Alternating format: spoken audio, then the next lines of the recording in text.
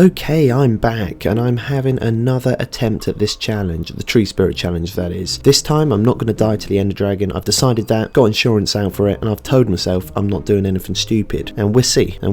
As for the rules of this challenge, I'm probably not going to go too much into detail. Basically, I've got to stay connected to a single tree for the entire series. If you want the full rules, I'll have a link in the description. Anyway, I think it's about time we started. Okay, so first off, I spawned in a taiga biome, which is a great spawn for a tree spirit challenge. Spruce trees are brilliant because of the large variant, but I thought to myself that's too easy and I used them last time, so I'm going to use birchwood. Yeah, birch. Not everyone's favourite, not my favourite, but that's what we're choosing, so yeah, deal with it.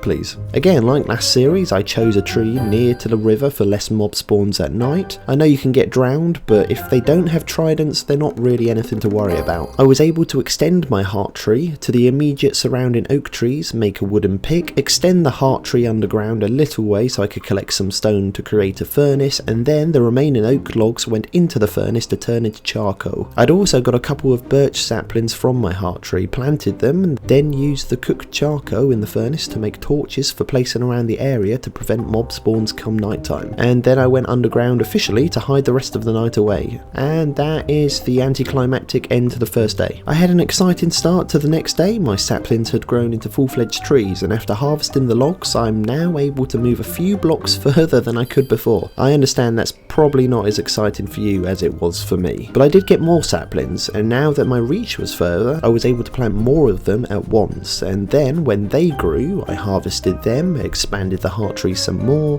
planted some more saplings, and the cycle went round again. Nothing new. These are the same steps everyone who takes on this challenge has to go through, but eventually it gets to a stage where you're able to harvest enough logs that if you want to go exploring out into the world, you can. And I got to that stage, and that's what I did. And when I say exploration, I mean I just wanted to see what the world around me held, and specifically if there were any villages nearby. Yes, I realise it's a carbon copy of what I did last series, but it's a great strategy for getting past the difficult beginning stages of this challenge, and my ticket to a better quality of life. And the best way of getting a lay of the land is getting somewhere high, which for me came in the form of staircasing up to a nearby large hill / small mountain, I don't know what to call it specifically, and then towered up further from there. And I don't know why I'm disappointed. I didn't expect to see a village close by, it just would have been nice, you know, but I do see a desert on the edges of my render distance, and you know what deserts have? No, not cacti. Well, yeah, they do, but that's not what I'm trying to get at. They sometimes have villages,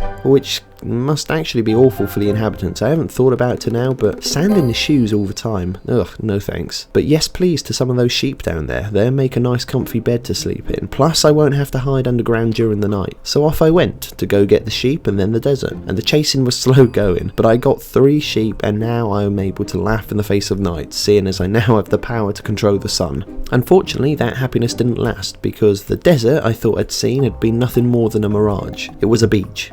I sure felt washed up after learning this, and so exploration, aka the search for a village, continued.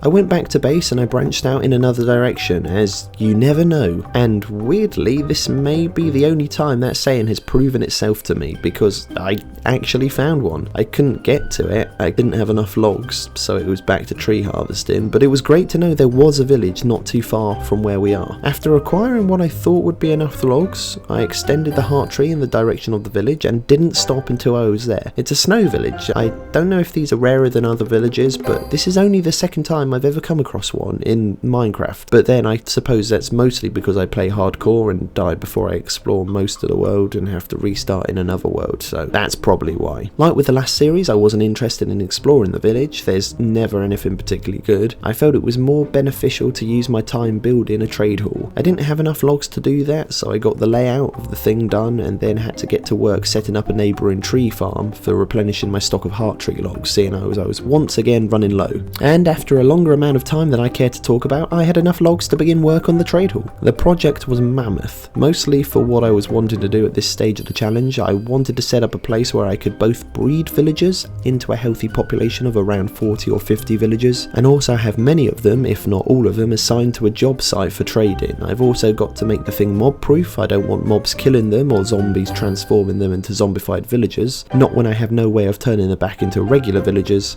that would be a massive pain. I admit this part of the playthrough is grindy, and until I get really great gear, I'm talking enchanted diamond tools and armour, it's only going to get more grindy, but it will be worth it. It's an investment. That, in my mind, is worth the grind. And here is the finished product. Look, I'll be the first to admit it looks fairly garish, but it doesn't need to look good, it just needs to serve its purpose. And as long as it can do that, it's the place dreams are born. Next, I needed to grab a couple of villagers. Only a couple, because you only need 2 to tango, if you know what I'm saying. Also, they're notoriously infuriating to transport. So any more than 2 and I think I'd probably pull my hair out IRL. I wanted to get off on a good foot with these guys, you know, make a good first impression, seeing as I'm hoping to go into a fruitful partnership with them, but that all went down the drain when I accidentally hit one with a sword when trying to help him out of the boat. Honest mistake, and besides, it's not like he needs both arms, so I don't know what the fuss is about. So while he recovered from that workplace accident, I went off to find gravel. I was mainly after flint for a fletching table, as I wanted to turn one of the 2 villagers into a fletcher. Then I went into the village to break all of the beds and transfer them to the trade hall. Oh, and look at this, in one of the houses was a fletching table. It figures. After hefting the beds into the trade hall, it was time to create an economy. I was able to make a fletcher with the fletching table I had made and sold him sticks, those valuable items, and then a farmer specifically with the bread trade, which he charged the extortionate price of 2 emeralds per loaf of bread instead of the usual 1 emerald per loaf. I guess he took the severed arm thing kind of personal. Up next was to make a crop farm, not for myself but for pigs. Yes, pigs. There's a lot of them in the area, and in the world of Minecraft, pork chops are one of the best sources of food when you consider how easily attainable they are. If I run out of food before I get a consistent supply of pork chops coming my way, then I'll buy some food from the farmer, as long as he's not charging double the price, that is. And for anyone wondering how I'll be allowed to walk across the dirt, it's because I've placed a layer of heart tree logs directly underneath the dirt. So when I'm standing on the dirt, I'm still connected to the heart tree because they're directly adjacent to the heart tree. If there were 2 layers of dirt here, on the top of heart tree logs, I wouldn't be able to stand on the top layer, as the blocks of the top layer would be directly adjacent to the second layer of dirt blocks underneath, not the heart tree logs underneath the second layer of dirt. I hope that clears things up. After the crop farm was finished, I made a pig pen and then went to collect the pigs, and I got a lot. It's like a pig whisperer or something. After this, I got on with some serious trade hall grinding. I focused on getting as much money as possible and as good a gear as possible. My strategy: get emeralds from the fletchers to buy bread from the farmer, to feed the villagers to increase their number, to create more fletchers to make more money, to kill any spawning cats, to use the string drop to make a loom, and create a shepherd, to buy beds to increase the population of the village, to get emeralds from more fletchers, and so the cycle goes on, and sprinkled in amongst that was me killing spawned iron golems, getting toolsmiths and armourers, and using my profits to get a bunch of good gear with the profits. One of them being a better axe, absolutely game changing, and all of that took an incredibly long amount of time. I know I've condensed it right down to a mere fraction for you guys watching, but it really did take a long time. If you do want to show your appreciation, you can by just giving this video a like. It takes about half a second and is completely free.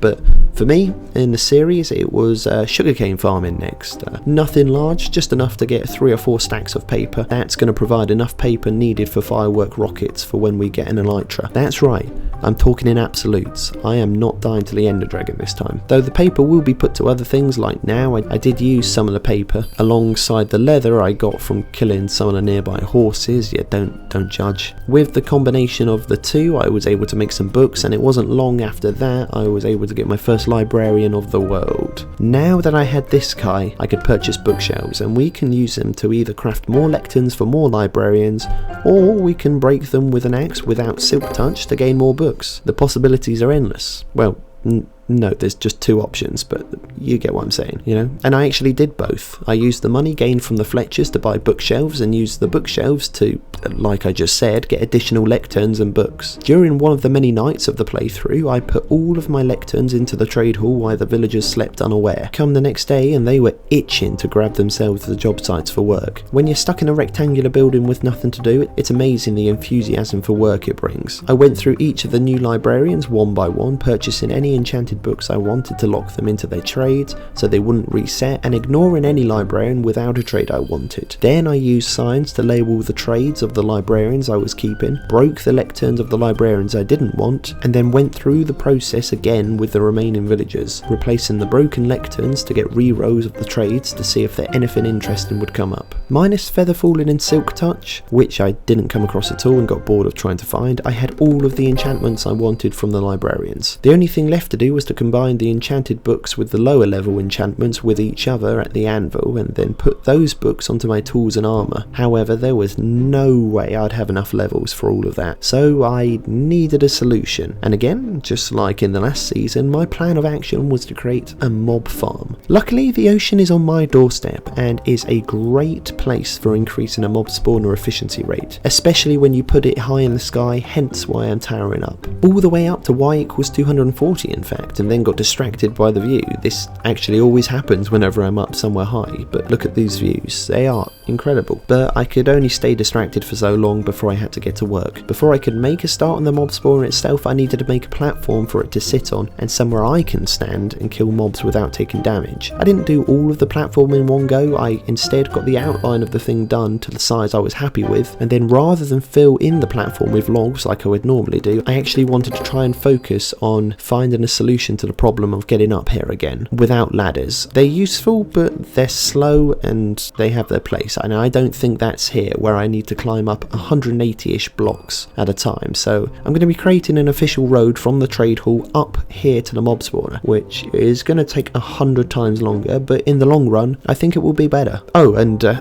I got blown up by a creeper back at base when I was placing furnaces to smelt logs into charcoal. I fortunately survived, which is why you're seeing this video. You know, it's a good thing I've got good armour, and once I've seen this enchanting through, I'm going to have even better armour. But I can't focus on the armour yet, I have some building to do. I built the road, which had me staircase up with hundreds of heart tree logs, and then widened that staircase to 3 blocks wide, put staircase blocks over the top to make for faster travel, then put up side railings so I wouldn't fall off, and then got back to work on the platform filling it in. And then, and only then, I was able to start work on the mob spawner. It's a simple design, same as what I used last season, but I'm hoping it will work with better efficiency than last season. I don't know what was going on there, and it really doesn't take long to build. When running at full efficiency, it is honestly a great way of collecting loot from mobs like skeletons and creepers. The XP gained isn't bad by any means, but it doesn't really stand up against Enderman farms or zombified piglin farms. But for at this point in the game, however, it'll serve its purpose and it will serve it well. And that was when the second grind of the episode began. I know you didn't really see the first grind because I did a lot of that off camera. That was me getting diamond gear and diamond tools, and I had condensed that right down. And I'm going to condense this down as well. And now that I had a way of farming XP other than villager trading, which by the way isn't the best for farming experience and I don't recommend, I went from the mob spawner to the anvil back at base using the levels I'd gained at the mob spawner to spend on combining enchanted books with my tools and armour, and then going back to the mob spawner to regain those spent levels, only to head back to the anvil to spend them again, and so the cycle went on and on. It took several hours, seeing as the more enchantments I put onto a tool or piece of armour, the higher the number of levels I had to pay for the next enchantment to be put on, and that meant sometimes I could only combine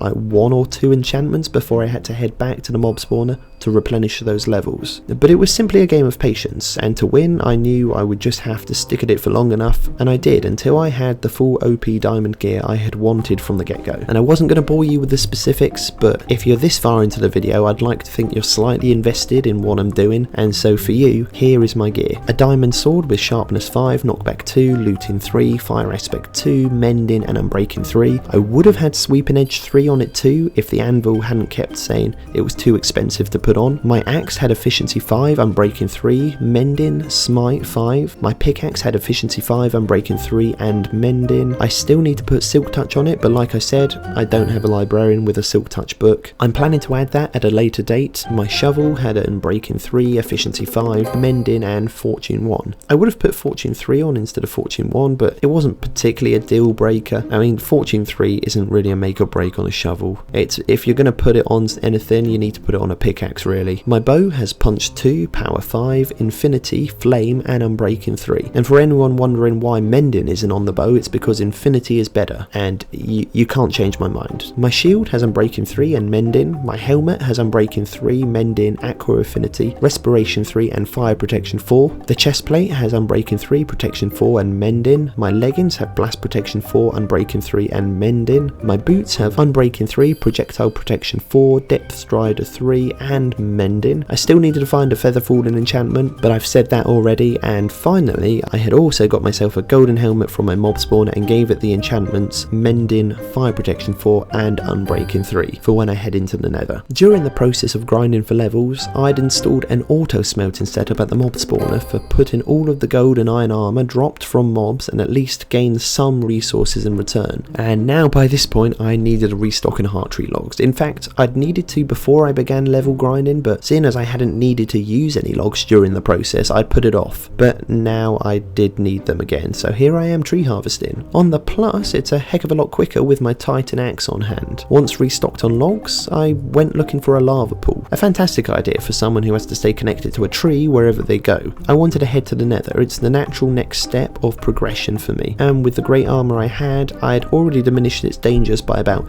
I don't know, 10 to 15% I'd say. The lava pool didn't take long to find. I'd remembered seeing one when I towered up near the start of the world where I'd been searching for a village. I converted all of the lava into water and mined every block of obsidian there. Back at base, I uncovered the mystery of villager sounds I've been hearing, but haven't known where it's coming from. I found a load of villagers and iron golems stuck in a hole. I'm almost surprised they've not been zombified, but then I gave it some thought and the iron golems probably have killed their fair share of zombie attacks while in that hole, so it's probably not that surprising. However, another mystery that I haven't solved but only have theories about is the missing librarians situation going on. Some of the job sites have been abandoned when the assigned villagers wouldn't have been able to get free by themselves. So the theories I have is that one, they got killed by mobs during the night and then the iron golems killed the mobs before I could see, or the second one is that zombies zombified them, then the iron golems patrolling the village trade hall killed both the zombies and the zombified villagers. And if that is the case, that is a tragic way to go, and I didn't want that happening again. So I put up a fence around the trade hall to ensure any mobs trying to get to my villagers would only be able to get so far. And then it was time to put that obsidian I'd collected to use